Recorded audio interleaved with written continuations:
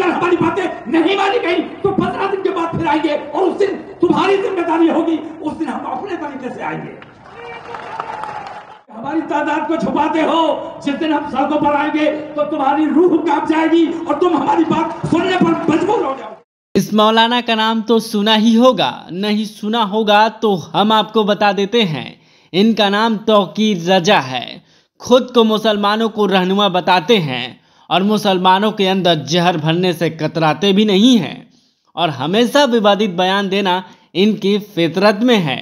ऐसा ही बयान उन्होंने फिर से दे डाला है। इस बार मौलाना ने सीधे सरकार को धमकी दी है कि हमारी तादाद को क्यों छुपाते हो, जिस दिन सड़कों पर उतर आएंगे तुम्हारी रूह भी कांप जाएगी, हमारी बात सुनने पर मजबूर हो जाओगे। अगर हमारी बात नहीं मानी तो हम अपने तरीके से बात मनवाना जानते हैं। मौलाना ने राजस्थान के जयपुर के एक मंच के माध्यम से मुसलमानों को दिल्ली का घेराव करने के लिए उकसाते नजर आए हैं। उन्होंने कहा है कि इतनी तादाद में आ जाओ कि सरकार को हमारी ताकत का अंदाजा लग जाए। पूरे भाषण में मौलाना मुसलमानों को भड़काने का काम कर रहा है। आप भी सुने कि कैसे मौलाना मुसलमानों में नफरत की आग भर रहा है। हमेशा बेईमान रही है, आज की हुकूमत सबसे ज्यादा बेईमान है।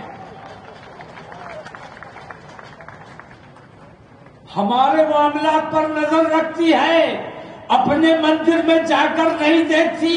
जहां गाय की चर्बी मिलाकर मंदिर के प्रसाद में लड्डुओं में गाय की चर्बी लगाई जा रही है।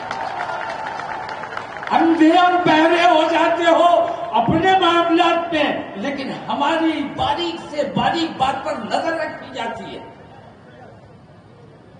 मैं कहना यह चाहता हूं कि जितने इजलास हो रहे हैं बहुत अच्छा हो रहा है, मैं बहुत खुश हूं, लेकिन मैंने बार बार कहा है कि इत्तेहाद के साथ काम करो। आपने अजमेर शरीफ में कर लिया, मैंने बरेली शरीफ में कर लिया, आपने जयपुर में कर लिया, इससे काम नहीं चलेगा। ऐसे कितने जलसे होते रहते हैं। हुकूमत आपकी इन तमाम काविशों पर तवज्जो बिल्कुल नहीं देगी। अगर आपको अपनी बात मनवानी है तो उसके लिए ये जरूरी है कि तमाम मुसलमान मुत्तहिद होकर एक आवाज में एक साथ आओ और दिल्ली का घेराव करते हैं। मुत्तहिद होकर आओ, दिल्ली चलो। तमाम लोगों को मैं बता रहा हूं, पार्लियामेंट शुरू होने जा रही है 25 तारीख से। 24 तारीख का हमारा प्रोग्राम इंशाअल्लाह दिल्ली में होने जा रहा है। तहफ्फुज़े नामूस रिसालत कॉन्फ्रेंस।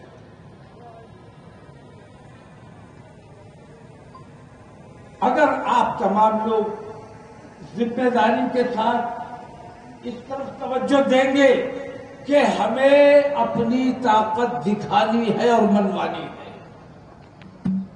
तो खौफ को तर्क करो, घर से बाहर निकल के आओ। दिल्ली तक तुम्हें आना है और दिल्ली अगर आ जाओगे तो मैं तुम्हें ये यकीन दिलाता हूं कि इंशाअल्लाह इसी पार्लियामेंट के सेशन में इन दोनों बेईमानों की, बदमाशों की, जिन्होंने गुस्ताखी की है, इनकी गिरफ्तारी भी होगी और इसी पार्लियामेंट के सेशन में इस निंदा के खिलाफ बिल भी पास कराया जाएगा, कानून बनाया जाएगा कि किसी मजहबी रहनुमा के खिलाफ कोई आवाज नहीं उठाई जा सकती। अब डिपेंड क्या आपके करता है। आप अगर आओगे, आप अगर खड़े होगे, अपनी बात मनवाने की कोशिश करोगे तो बात मानी जाएगी। और अगर इसी तरह बटे रहे कि मैं यहां कर लूं, मैं वहां कर लूं, मेरी शनाख्त हो जाए, रसूल आजम की शान में गुस्ताखी, मैं ये कहता हूं कि जिसने गुस्ताखी की उसका असल मकसद गुस्ताखी करना नहीं था, उसे शोहरत हासिल करना थी। और آج یہ فیشن بن گیا ہے کہ مسلمانوں کے خلاف آواز اٹھاؤ، مسلمانوں کو تکلیف پہنچاؤ، مسلمانوں کی لنچنگ کر دو، مسلمانوں کو زد و کوب کر دو، قرآن کی بے حرمتی کر دو، رسول کی شان میں گستاخی کر دو. بہت وائرل ہوتا ہے، بہت لائکس ملتے ہیں، اور حکومت بے ایمان ان کی سرپرستی کرتی ہے، انہیں گرفتار نہیں کرتی ہے، اور نتیجہ یہ ہوتا ہے کہ ان کی گرفتاری نہ ہونے کی وجہ سے گلی محلے کے چھٹ بھائیے اللہ کی شان میں گالیاں بکی جا رہی ہیں، رسول اللہ کی شان میں گستاخی کی جا رہی ہے، اور یہ ہر جگہ ہو رہا ہے، ہر جگہ ہو رہا ہے. اگر اس تکلیف کو محسوس کرتے ہو، اگر تمہارے دل میں ذرا سا بھی عشق رسول ہے اور ایماندار ہو اگر، تو میں آپ تمام لوگوں سے یہ درخواست کرتا ہوں کہ دلی آؤ اور اس کے خلاف قانون بنواؤ. یہ تمہاری ذمہ داری ہے.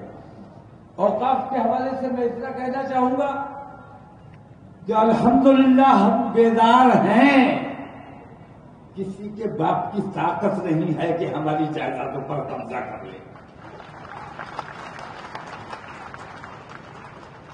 اور میں کہتا ہوں تم آؤ، 24 تاریخ کو یہ بات ہوگی، یہ دکھایا جائے گا کہ آج ہم پورے امن و امان کے ساتھ آئے ہیں، ہاتھ میں ترنگا لے کر آئے ہیں، قانون اپنے ہاتھ میں نہیں لیا ہے، قانون کے دائرے میں آئے ہیں. لیکن اگر ہماری باتیں نہیں مانی گئی تو 15 دن کے بعد پھر آئیں گے، اور اس دن تمہاری ذمہ داری ہوگی، اس دن ہم اپنے طریقے سے آئیں گے.